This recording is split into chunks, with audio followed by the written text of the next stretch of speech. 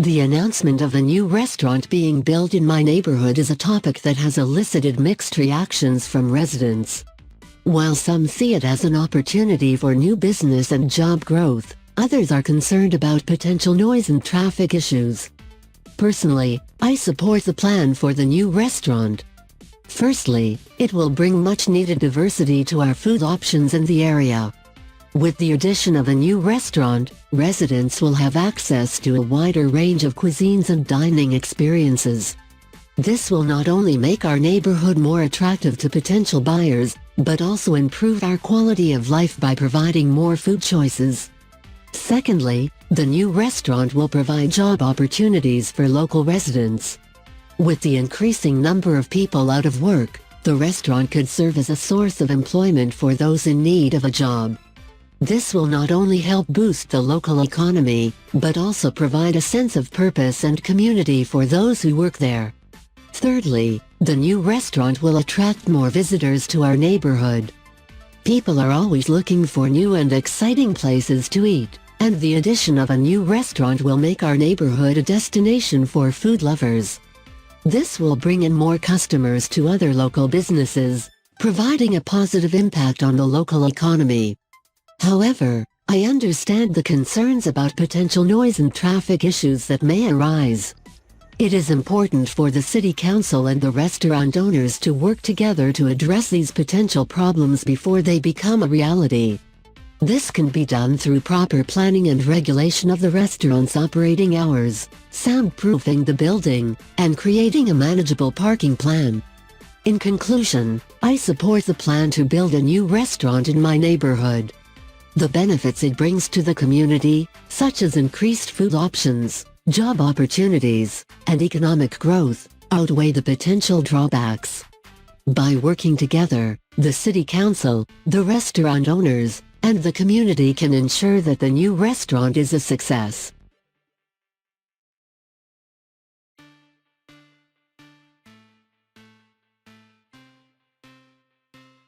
In the field of education, there has been a long-standing debate about the best way to learn, self-study or with a teacher. Some believe that they can learn better on their own, while others argue that having a teacher is the best approach. As a language model, I don't have personal preferences, but I can provide reasons and arguments for both sides. Self-study has several advantages. Firstly, individuals who learn by themselves can work at their own pace. They can go over material as many times as they need to in order to understand it fully, without feeling the pressure of keeping up with the pace of a class. Additionally, self-study can be flexible in terms of time and location. People can choose to study whenever and wherever they like, whether it be early in the morning or late at night. Moreover, self-study provides students with a sense of independence and self-reliance. It gives them the opportunity to take ownership of their education and feel a sense of accomplishment from their own efforts. Furthermore, with the rise of technology, self-study has become even more accessible, as people can access a wealth of educational resources online, including videos, articles, and interactive tools. On the other hand, having a teacher has its own benefits. A teacher can provide students with personalized feedback and guidance, helping them to identify their strengths and weaknesses and to focus on areas that need improvement. Additionally, a teacher can provide a structure for learning and help students to stay on track and reach their goals. Moreover, teachers can provide a sense of community and support, which can be especially important for students who are struggling. By working with a teacher, students can receive encouragement and motivation, and they can also learn from the experiences of others in the class. Furthermore, teachers can bring a wealth of knowledge and expertise to the classroom, providing students with a deeper understanding of the subject matter. In conclusion, both self-study and learning with a teacher have their advantages and disadvantages. The approach that is best for a particular individual depends on a number of factors, including their learning style, their goals, and the resources available to them.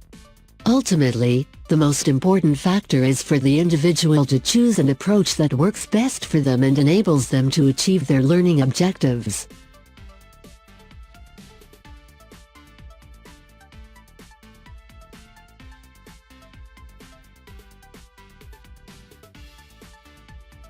A good supervisor, also known as a boss, is a critical component of any organization's success. A supervisor sets the tone for the workplace, sets expectations for employees, and helps to ensure that work is done efficiently and effectively. As such, it is important for supervisors to possess certain qualities that allow them to be effective leaders. One of the most important qualities of a good supervisor is communication skills. A supervisor needs to be able to communicate effectively with employees in order to understand their needs and concerns, and to provide clear instructions and expectations. They should also be able to listen to employees' feedback and respond to it in a constructive manner. Communication is important because it helps to build trust and create a positive work environment. Another important quality is the ability to delegate tasks effectively. A good supervisor knows how to distribute tasks among employees in a way that utilizes their strengths and helps them to develop new skills. This helps to ensure that the work is done efficiently and effectively, and also helps employees to grow and develop professionally. A good supervisor should also be able to provide support and guidance to employees as needed, to help them complete tasks successfully. In addition, a good supervisor should have good decision-making skills. They should be able to analyze situations and make sound decisions that benefit the organization. They should also be able to make decisions in a timely manner and should not be afraid to take responsibility for their actions. This helps to create a sense of trust and respect among employees, who know that their supervisor is capable of making decisions that will benefit the organization. Finally, a good supervisor should have strong leadership skills. They should be able to motivate and inspire employees to achieve their goals, and to work together as a team.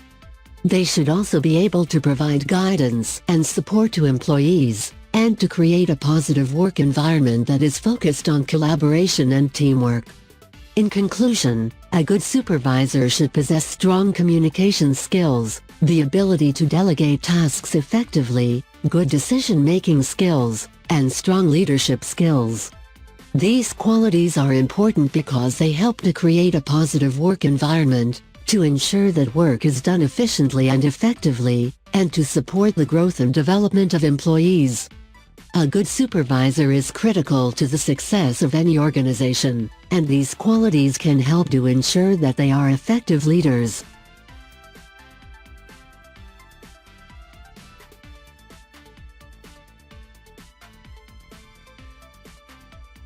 The allocation of government funds is always a contentious issue, and deciding whether to improve roads and highways or public transportation is no exception.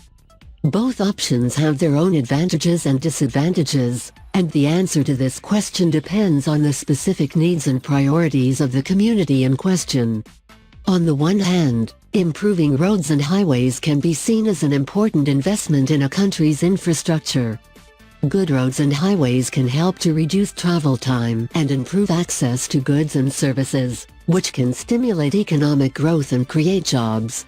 Furthermore, upgrading roadways can improve safety and reduce the number of accidents, which can save lives and reduce healthcare costs.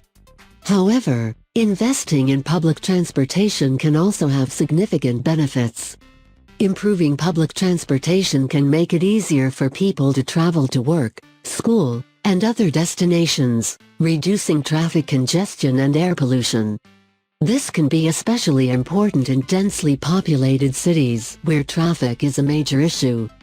Additionally, investing in public transportation can provide a more affordable and accessible mode of transportation for low-income families, the elderly, and people with disabilities, helping to reduce social and economic inequality.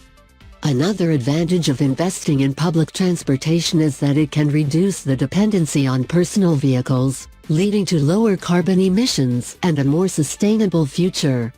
Additionally, Public transportation can help to reduce traffic congestion and road wear and tear, leading to reduced maintenance costs and a lower burden on taxpayers. In conclusion, both improving roads and highways and improving public transportation have their own advantages and disadvantages, and the best approach depends on the specific needs and priorities of the community. While improving roads and highways can stimulate economic growth and improve access to goods and services, investing in public transportation can reduce traffic congestion and air pollution, provide affordable and accessible transportation, and promote a more sustainable future. Ultimately, the government should consider both options and allocate funds in a way that meets the specific needs and priorities of the community.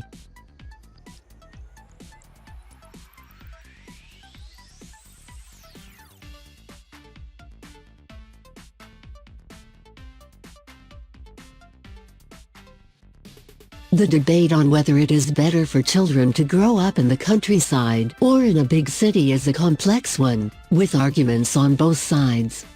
Some people believe that growing up in the countryside is the better option, while others believe that growing up in a big city is the way to go. On the one hand, growing up in the countryside has many benefits. Children who grow up in rural areas are often surrounded by greenery, open spaces, and fresh air, which can be good for their physical and mental health.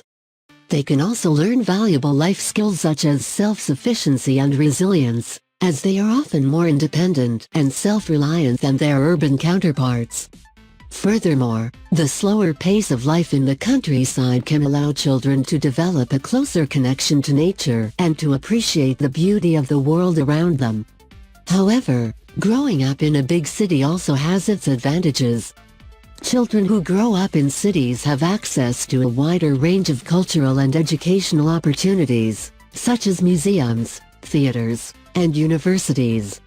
They can also learn about different cultures and ways of life, which can broaden their horizons and foster a more global perspective. Additionally, cities often have a more diverse economy, which can provide more job opportunities for young people and help them to start their careers. Another advantage of growing up in a big city is that children are exposed to more technology and innovation, which can help them to develop valuable skills and knowledge. They can also benefit from a wider range of activities and recreational options, such as sports clubs, community centers, and libraries. Furthermore, growing up in a city can help children to develop important social skills, as they are exposed to a more diverse range of people and experiences. In conclusion, both growing up in the countryside and growing up in a big city have their own advantages and disadvantages. While growing up in the countryside can provide children with a connection to nature and a slower pace of life, growing up in a city can provide access to a wider range of cultural and educational opportunities, technology and innovation, and a more diverse range of people and experiences. Ultimately, the best option for a child will depend on their individual needs, interests, and circumstances.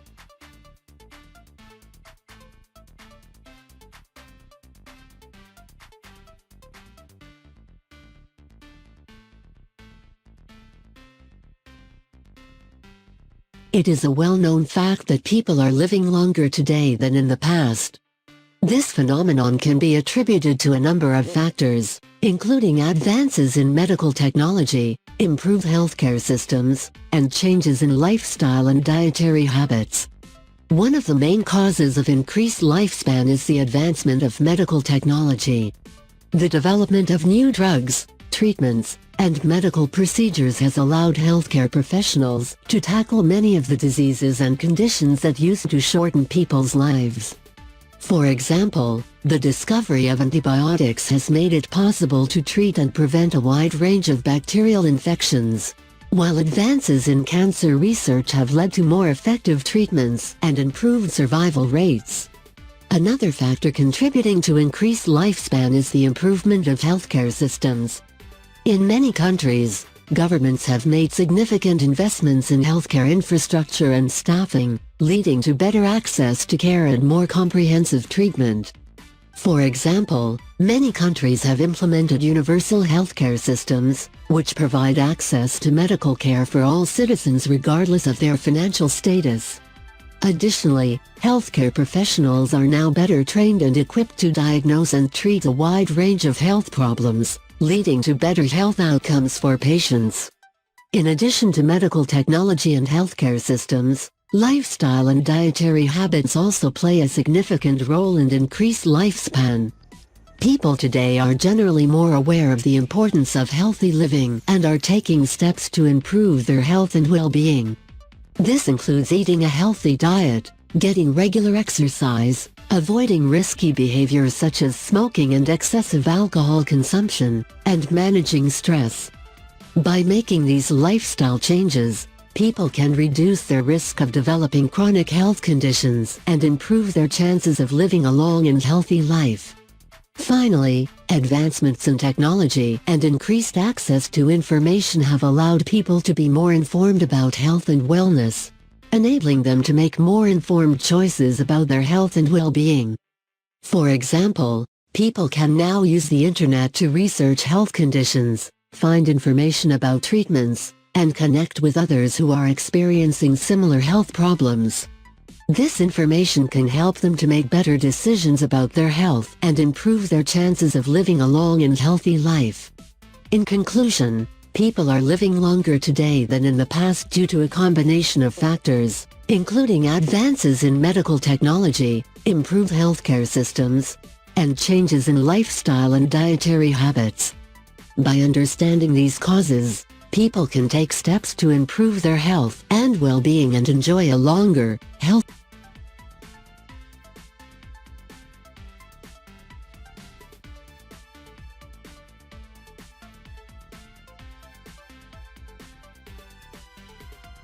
When working in a job, it is important to have coworkers who possess certain characteristics to make the workplace a positive and productive environment.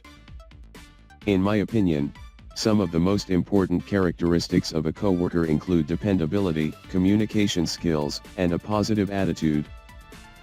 Dependability is a crucial characteristic in a coworker because it ensures that tasks and responsibilities are being taken care of efficiently and effectively.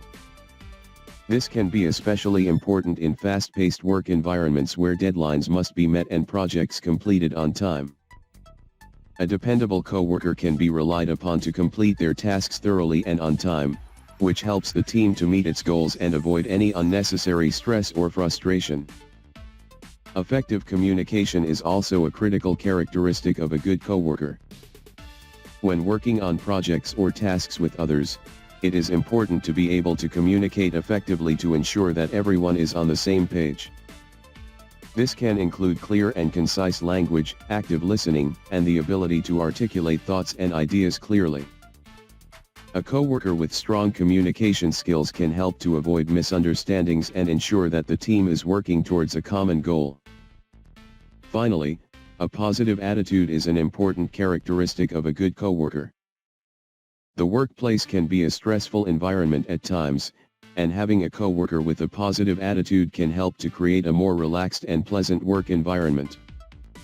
This can include a willingness to help others, a sense of humor, and an ability to maintain a positive outlook even when faced with challenging situations. A positive attitude can help to motivate and inspire others, and it can also contribute to a more enjoyable work experience for everyone.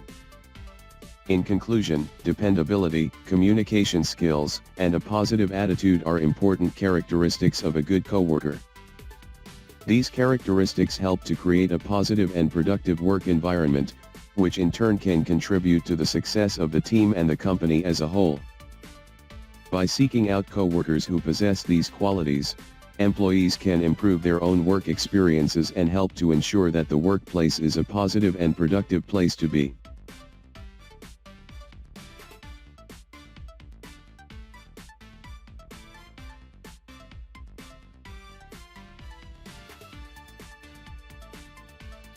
The idea of teenagers having jobs while they are still students is a topic that generates a lot of debate and opinions.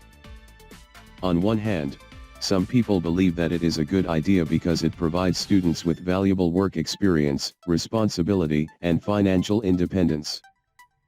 On the other hand, others argue that it could interfere with their studies and negatively impact their health and well-being. In my opinion, it is a good idea for teenagers to have jobs while they are still students, with certain conditions and limitations. One of the main benefits of having a job while in school is that it provides students with valuable work experience and helps to prepare them for the future. This experience can include learning how to communicate with colleagues, problem-solving skills, and time management, which can be useful in their future careers. In addition, having a job while in school can also help students develop a sense of responsibility and independence, as they learn to balance work and school obligations. Moreover, having a job while in school can also provide students with a source of financial independence. This can be especially beneficial for students who come from lower income families, as they may not have access to the resources that other students do. Having a job can also help students learn about the value of money and budgeting, which are important life skills that can be carried into adulthood. However, it is important to note that having a job while in school should be done in moderation and with limitations. For example, students should prioritize their studies and make sure that their job does not interfere with their academic performance. In addition, students should also be mindful of their physical and mental health and ensure that they have adequate time for rest, recreation, and self-care. In conclusion, I believe that it is a good idea for teenagers to have jobs while they are still students, as long as it is done in moderation and with the right priorities in mind. By having a job, students can gain valuable work experience, responsibility, and financial independence, which can help to prepare them for their future careers and personal lives. With the right conditions and limitations in place, having a job while in school can be a beneficial and enriching experience for students.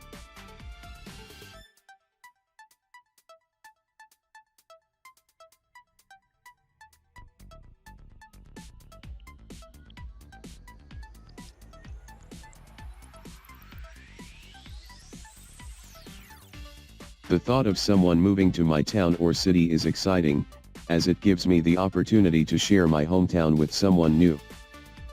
However, it is also important to consider both the positive and negative aspects of living in my town or city, so that the person can make an informed decision. In my opinion, there are several things that the person would like and dislike about living in my town or city. One of the things that the person would likely enjoy about living in my town or city is the friendly and tight-knit community. People in my town or city are known for their warm hospitality and friendly demeanor, and it is not uncommon for neighbors to gather together for community events and activities. This close-knit community provides a sense of safety and comfort, and helps to create a welcoming and supportive environment for all residents. Another thing that the person would likely appreciate about living in my town or city is the quality of life. This includes access to well-maintained parks and open spaces, as well as excellent schools and healthcare facilities. In addition, there are also numerous shopping, dining, and entertainment options, which provide plenty of opportunities for leisure and recreation. However, there are also some aspects of living in my town or city that the person may not enjoy.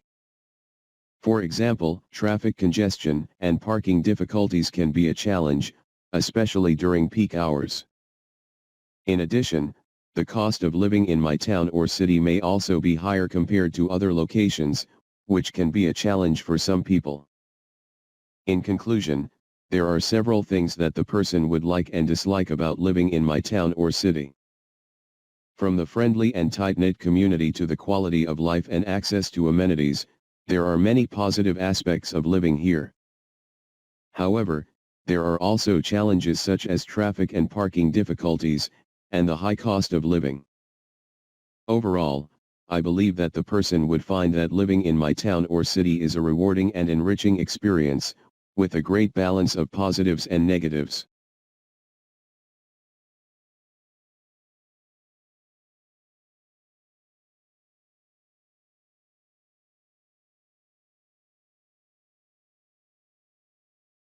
The announcement of a large shopping center being built in my neighborhood has sparked a lot of debate and discussion among the residents.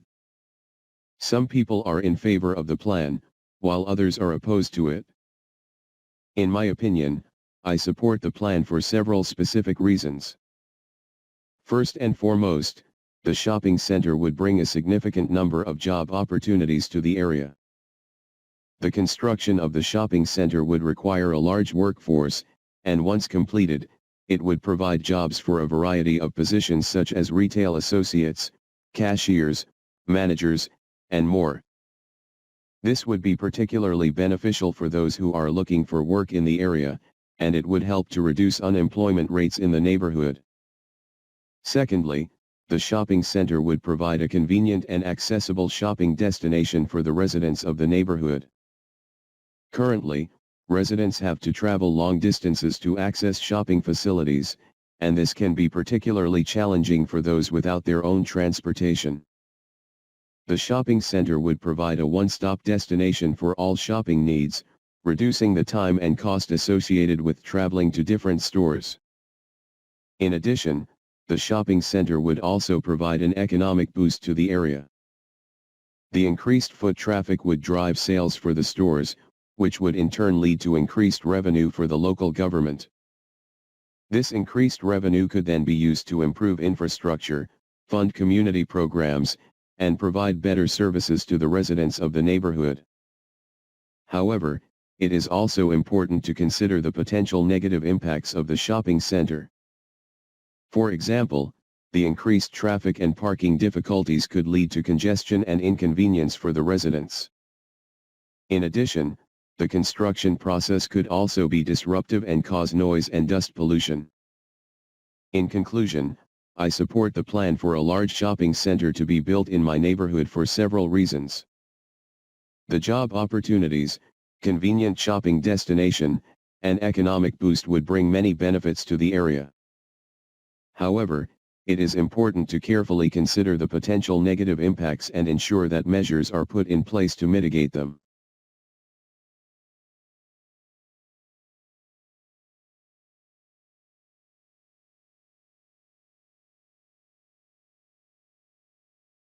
The announcement of a new movie theater being built in my neighborhood has sparked a lot of debate and discussion among the residents.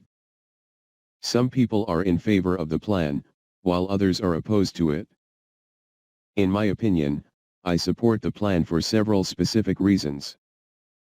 First and foremost, the movie theater would provide a convenient entertainment option for the residents of the neighborhood.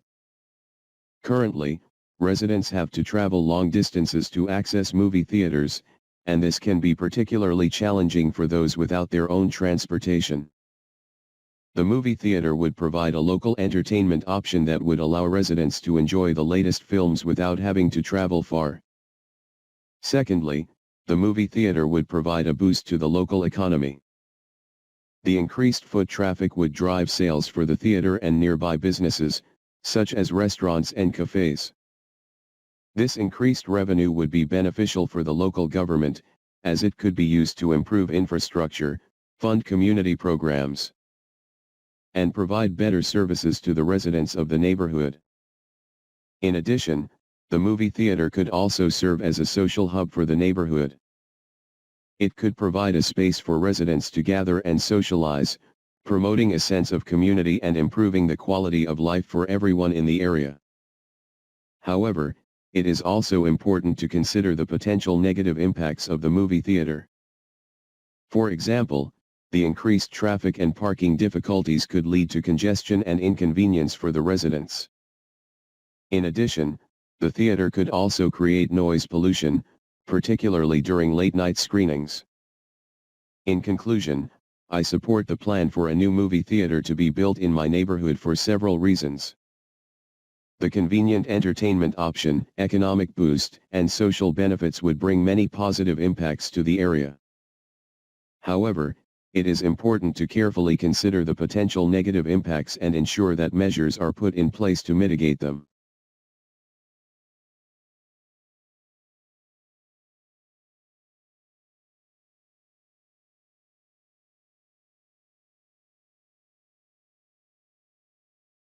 The statement that people should sometimes do things they do not enjoy doing is a topic of much debate and discussion. In my opinion, I agree with this statement for several reasons. Firstly, doing things that we do not enjoy can help us grow and develop as individuals. For example, taking on a challenging task or learning a new skill can help us expand our abilities and improve our confidence. These experiences can also help us become more well-rounded individuals, as we are exposed to new perspectives and ideas.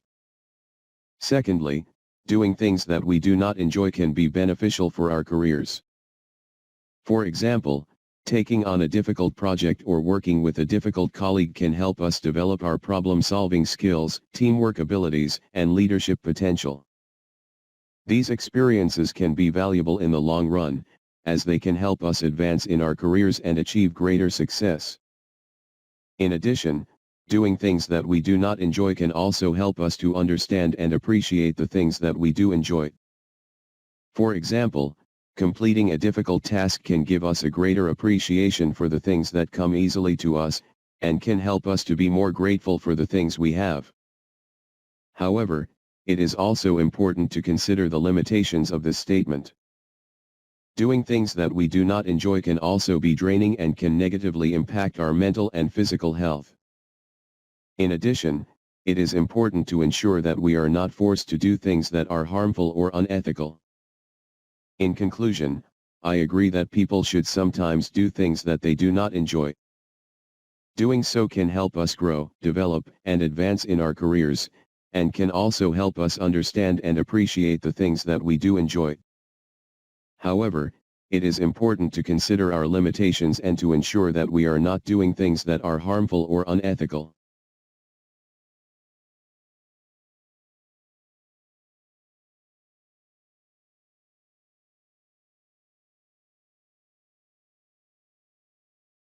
The statement that the media pays too much attention to the personal lives of famous people, such as public figures and celebrities, is a subject of much controversy and discussion. In my opinion, I agree with this statement for several reasons. Firstly, the media's focus on the personal lives of famous people can be intrusive and invasive. For example, the media may follow celebrities and public figures around and report on their every move, including their private lives, relationships, and health. This can be highly disruptive and can affect the privacy and well-being of the individuals concerned. Secondly, the media's focus on the personal lives of famous people can also be misleading and can create a distorted image of reality. For example, the media may only report on the most sensational and attention-grabbing aspects of a celebrity's life, rather than providing a comprehensive and balanced picture of who they are. This can create unrealistic expectations and can lead to a distorted view of reality. In addition, the media's focus on the personal lives of famous people can also take away from more important and newsworthy events and issues. For example, the media may devote excessive coverage to the personal life of a celebrity, while neglecting to report on important events and developments in the world. This can lead to a lack of public understanding and engagement with important issues. However, it is also important to consider the limitations of this statement. The media's focus on the personal lives of famous people can also provide entertainment and enjoyment for the public, and can help people to feel more connected to their favorite public figures and celebrities. In addition, it is important to recognize that the media is a business, and that the coverage of the personal lives of famous people can generate high ratings and attract a large audience, which can help the media to stay financially viable.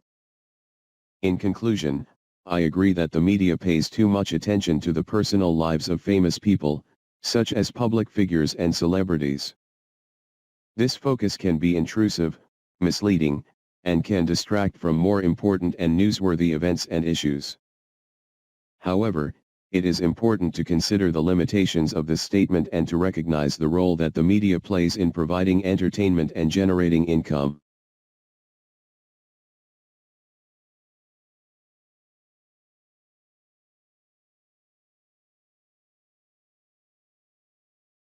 In today's world, there is a growing debate about the impact of human activity on the Earth. Some people believe that human activities such as industrialization, deforestation, and overconsumption are harming the planet, while others argue that they are making the Earth a better place to live. In my opinion, I believe that while human activities have brought significant advancements and conveniences, they are also causing harm to the Earth. One reason why I think that human activities are causing harm to the Earth is that they are leading to environmental degradation. For example, the emission of greenhouse gases from industries and vehicles is causing global warming and climate change, which is causing the polar ice caps to melt and sea levels to rise.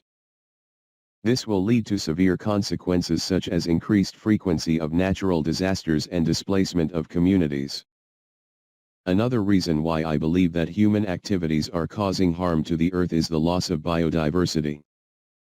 Human activities such as deforestation and land development are destroying habitats of many species, leading to the extinction of many species. This loss of biodiversity is a threat not only to wildlife but also to human survival, as we rely on a diverse range of species for food, medicine, and other resources. While it is true that human activities have brought many benefits, such as improved healthcare, increased access to information, and higher living standards, these benefits must be weighed against the negative impacts on the Earth. Therefore, I believe that it is important for individuals and governments to take steps to reduce their impact on the environment, such as reducing their carbon footprint, preserving natural habitats, and promoting sustainable practices. In conclusion, while human activities have brought many advancements and conveniences, they are also causing harm to the Earth. It is essential that we consider the negative impacts on the environment and take action to reduce them in order to ensure a sustainable future for the planet and future generations.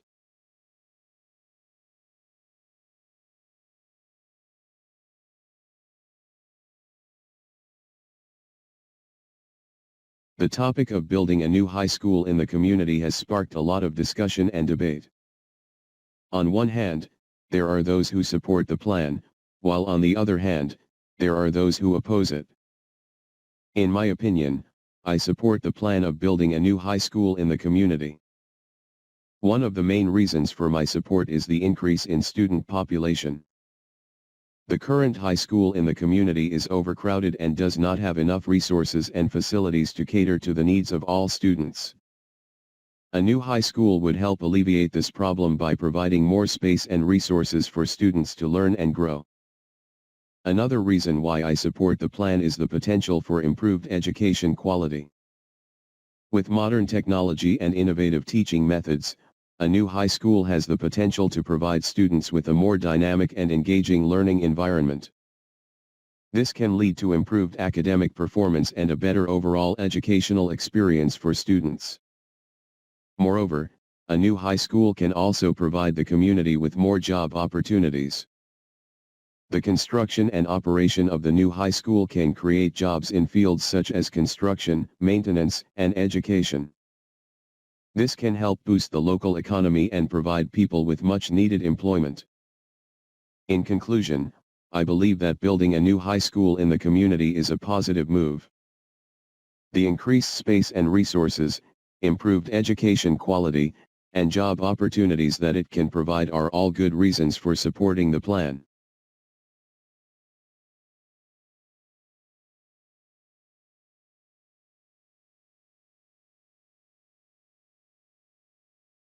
In today's rapidly changing world, there are two main approaches to living one's life in terms of place: staying in one place and moving in search of a better one. Both approaches have their own unique advantages and disadvantages, and the choice between them ultimately depends on one's personal preferences and values. On one hand, staying in one place has the advantage of providing stability and a sense of belonging. For example, a person who has lived in the same town or city for their entire life is likely to have established deep roots in the community. They may have close relationships with friends and family, and they are likely to be familiar with the local culture and traditions.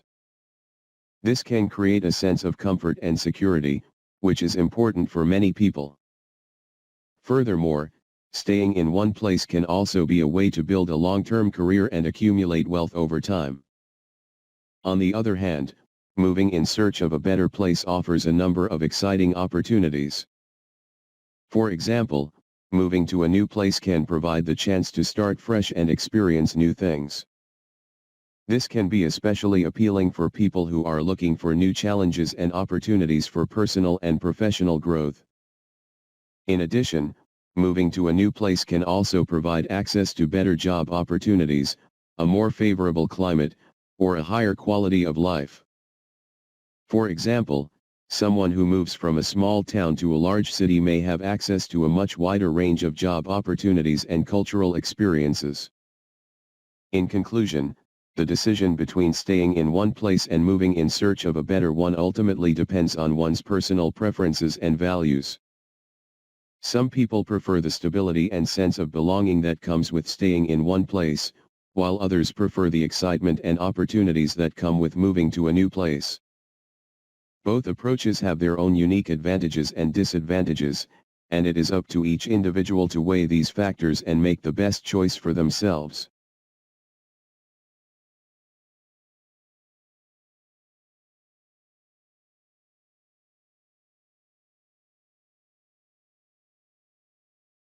The decision of whether it is better to enjoy one's money when earned or to save it for the future is a personal and subjective one, as different people have different financial goals and priorities. Some may argue that it is better to enjoy their money when they earn it, while others may prefer saving it for the future. Those who believe it is better to enjoy their money when they earn it argue that life is too short to constantly defer gratification. They believe that it is important to enjoy the fruits of one's labor and to use their money to experience new things, travel, and pursue their hobbies and interests. This can increase one's happiness and overall satisfaction with life, and also help one avoid regrets about not having spent their money when they had the chance. On the other hand, those who believe it is better to save their money for the future argue that it is essential to prepare for the unexpected and to secure their financial future. Saving money for the future can help one achieve long-term financial goals, such as buying a house, paying for a child's education, or retiring comfortably. Additionally, having a savings cushion can provide peace of mind in the face of unexpected expenses or emergencies. In conclusion, whether it is better to enjoy one's money when they earn it or save it for the future depends on one's personal financial goals and priorities. Both perspectives have valid arguments, and it is important to strike a balance between enjoying the present and preparing for the future. Ultimately, the best approach is to find a balance that works for the individual and enables them to enjoy the present while also saving for the future.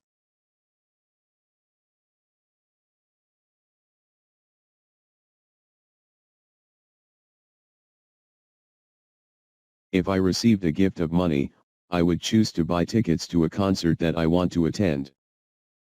I believe that experiences are more valuable than material possessions, and attending a concert would be an experience that I could cherish forever. First of all, attending a concert is a unique experience. No two concerts are alike, even if they feature the same artist, and each concert has its own atmosphere and energy. The excitement of being in a live audience, feeling the music and watching the performance would be an unforgettable experience. Additionally, the energy of a crowd of people sharing a common interest and having a good time together is a feeling that cannot be replicated. Secondly, experiences tend to have a longer lasting impact on our lives than material possessions. While a piece of jewelry might be a beautiful and valuable object, it is unlikely to hold the same emotional significance as a concert that I attended and enjoyed.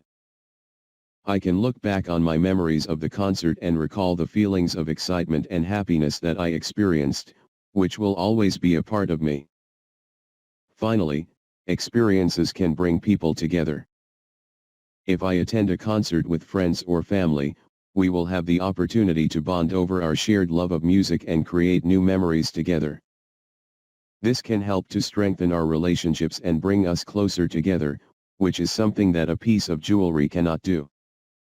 In conclusion, while a piece of jewelry is a nice and valuable object, I would choose to buy tickets to a concert. The experience of attending a concert would be more meaningful, have a longer lasting impact on my life, and bring people together.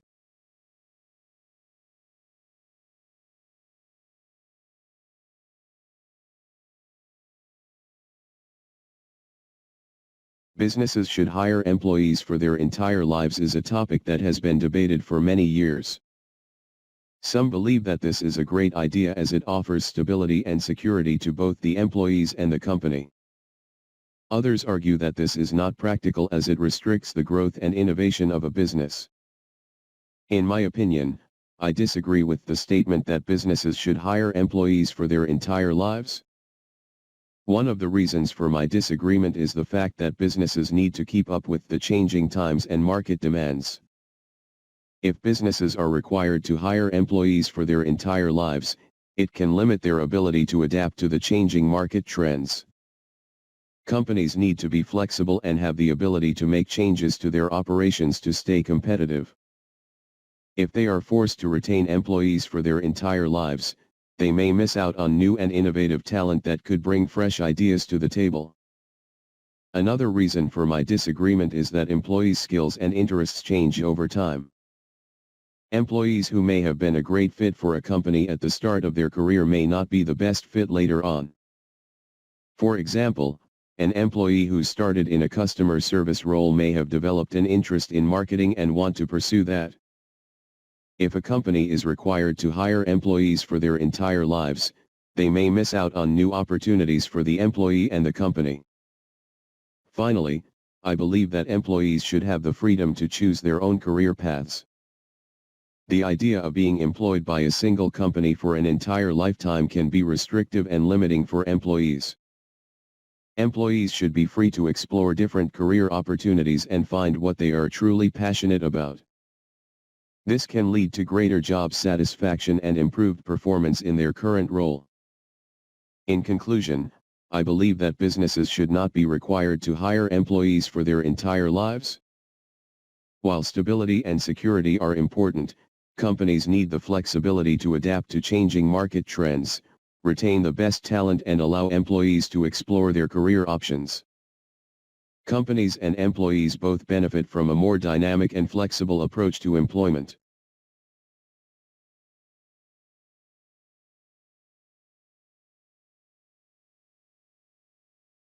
In my opinion, attending a live performance is indeed more enjoyable than watching the same event on television. Live performances have a unique energy and atmosphere that cannot be replicated through a screen. There are several reasons why this is the case. First and foremost, live performances provide a sense of immediacy and unpredictability that television simply cannot match. For example, if you attend a live concert, you can feel the energy of the crowd, see the musicians' expressions, and be a part of the excitement as it unfolds in real time. There is a sense of unpredictability and excitement that comes with live events, as anything can happen at any moment. This is not possible when watching the same event on television, as the experience is pre-recorded and lacks the same level of spontaneity. Additionally, attending a live performance is a social experience that television cannot match. Live events provide an opportunity to connect with other people who share the same interests and to create memories that will last a lifetime. For example, if you attend a play with your friends, you can enjoy the performance together, discuss the actors' performances, and create lasting memories. Television simply cannot provide the same level of social interaction and shared experience. Finally, attending live performances allows for a more immersive experience. For instance, if you attend a sporting event, you can see the athletes up close and personal, feel the energy of the crowd, and be a part of the excitement. This is a much more immersive experience than watching the same event on television, as the live atmosphere enhances the overall experience. In conclusion, I believe that attending a live performance is more enjoyable than watching the same event on television. Live performances provide a sense of immediacy, unpredictability, social interaction, and immersion that television simply cannot match. For these reasons, I would always choose to attend a live performance over watching it on television.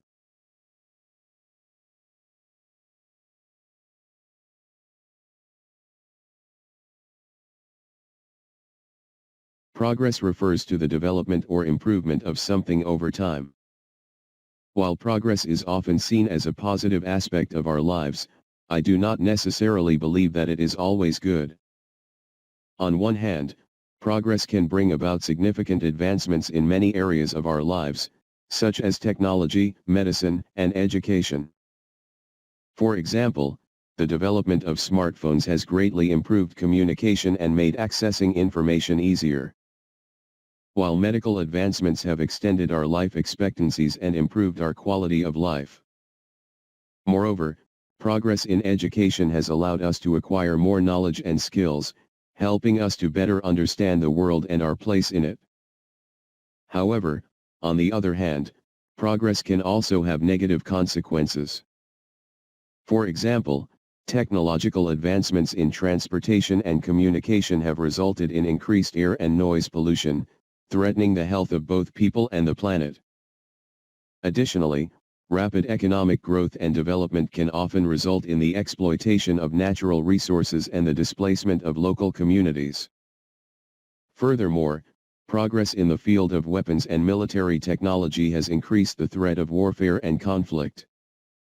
In conclusion, while progress has brought about many positive changes in our world, it is not always good.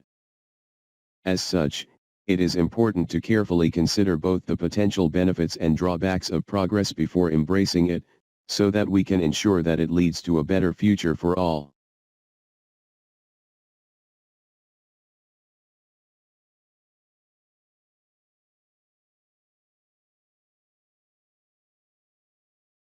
Learning about the past has been a topic of debate for many years. Some people argue that it is of no value to those of us living in the present, while others believe that it is essential. I disagree with the former perspective and believe that learning about the past has great value for us today. First of all, studying history helps us understand our roots and cultural heritage. By learning about our ancestors, we can gain a deeper appreciation for where we come from and the values that have been passed down to us. This understanding can help us better connect with our own identity and feel a sense of belonging to our communities. Secondly, the lessons of the past can inform and shape our present and future. The study of history can teach us about the successes and failures of previous generations and help us avoid making the same mistakes. For example, learning about the causes of major wars and conflicts can help us understand the dangers of political and ethnic tensions and encourage us to work towards peace and cooperation. Additionally, understanding historical events can also inspire us to strive for positive change in the world today. Thirdly, history is a valuable tool for gaining critical thinking skills. By analyzing past events and individuals, we can develop our ability to think critically and make informed decisions. This can help us make better decisions in our personal and professional lives, and also contribute to the betterment of society.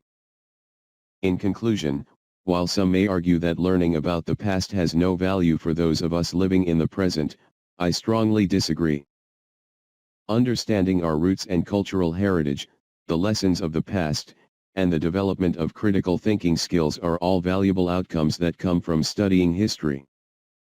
In my opinion, neglecting the study of history would result in a limited understanding of our world and would hinder our ability to create a better future.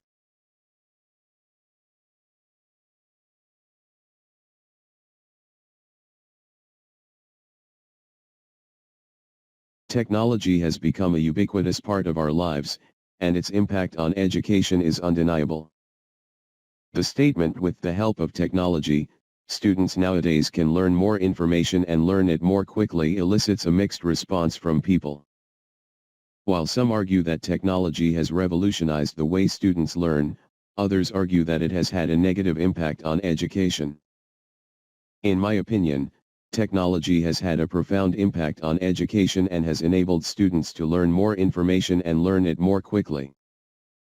One of the most significant advantages of technology in education is the availability of vast amounts of information. With the internet, students have access to a wealth of information that would have been difficult or impossible to obtain otherwise. The internet is a vast library that is constantly updated, providing students with the latest information on a particular subject.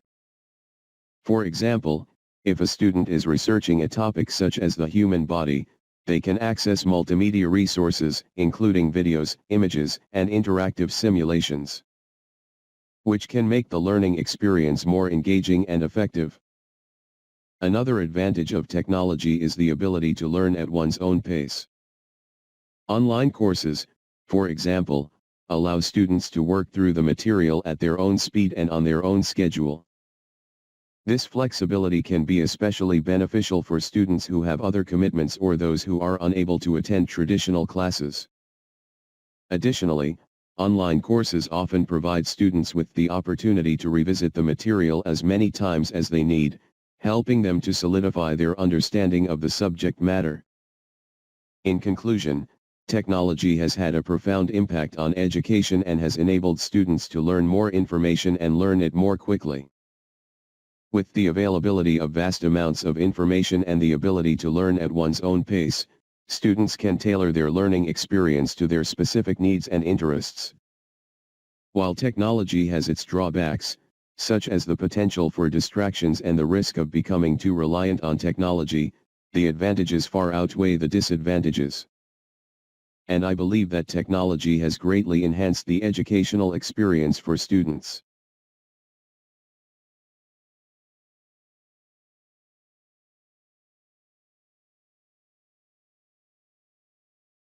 The expression never give up is a well-known phrase that encourages people to persist in the face of challenges and setbacks. While I agree that perseverance is an important quality to possess, I do not believe that it is always necessary to never give up in order to achieve one's goals. On the one hand, there are certainly instances where persistence is the key to success. For example, famous inventors like Thomas Edison and famous athletes like Michael Jordan both experienced numerous failures before finally reaching their goals. However, they did not give up and their persistence eventually paid off. In such cases, the ability to keep trying and not give up is essential to achieving success. On the other hand, there are also times when giving up is the best course of action. For instance, if someone has been trying to reach a certain goal for an extended period of time without success, it may be time to reassess the situation and consider alternative strategies. In some cases, it may even be necessary to completely abandon the original goal and set a new one. In conclusion, while persistence and determination are important qualities to have, blindly following the expression never give up without considering the situation may not always be the best approach. It is important to strike a balance between persevering and knowing when it is time to adjust one's strategies or goals.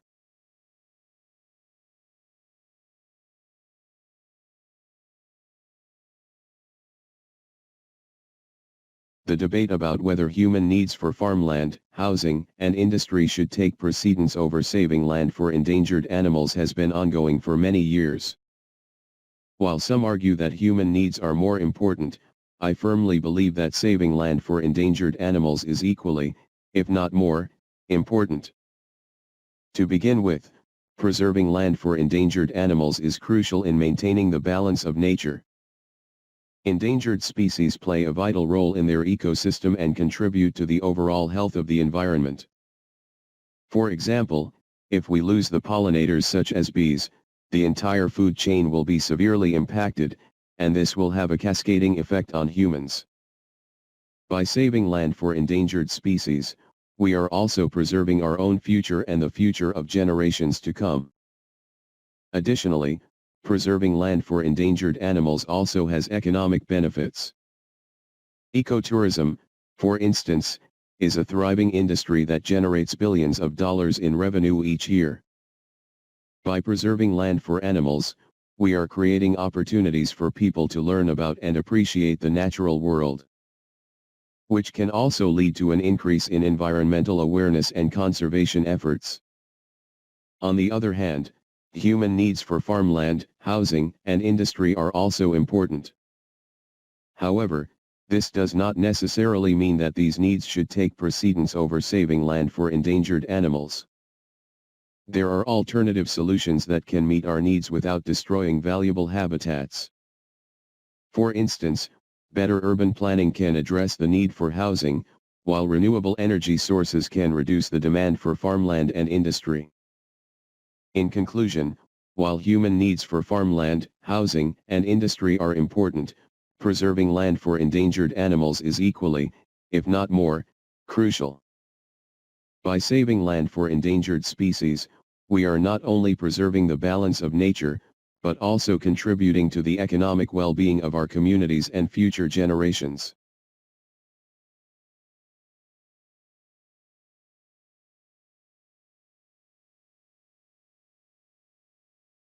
In today's rapidly changing and competitive world, having the right set of skills is crucial for success. Of the many skills one can learn, I believe that communication is the most important. This skill enables individuals to effectively convey their thoughts and ideas, as well as understand and interpret the thoughts and ideas of others. To start with, effective communication is essential in the workplace. Whether it is working in a team or communicating with clients, being able to articulate your thoughts and ideas clearly and concisely is crucial for success.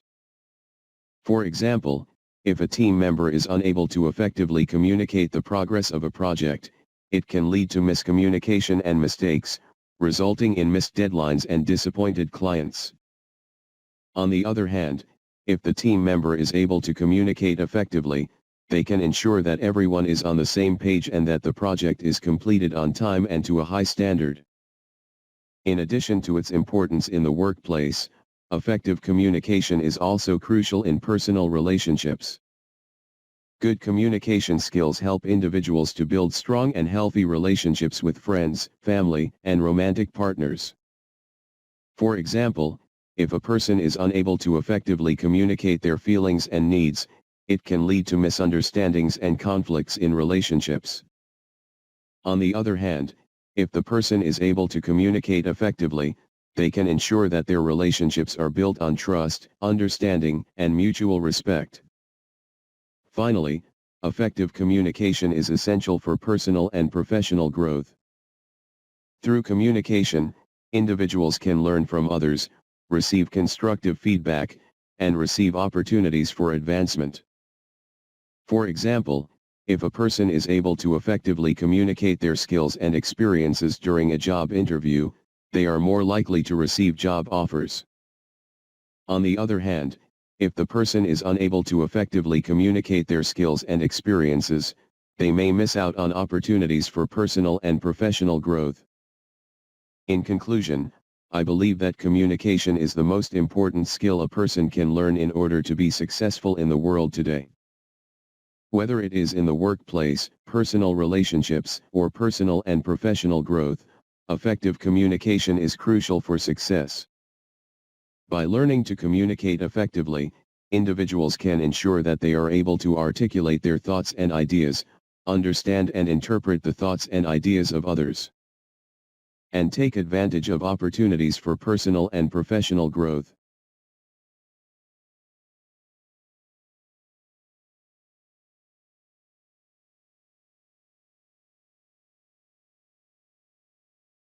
Dangerous sports and activities can be a source of thrill and excitement for some people.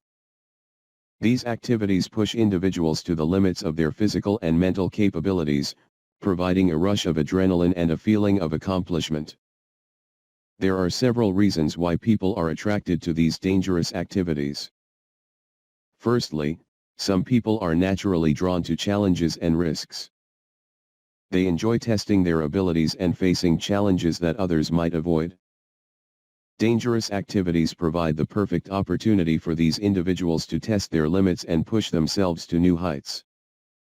For example, Skydiving and bungee jumping are two popular dangerous sports that offer an incredible rush of adrenaline and a feeling of accomplishment for those who participate.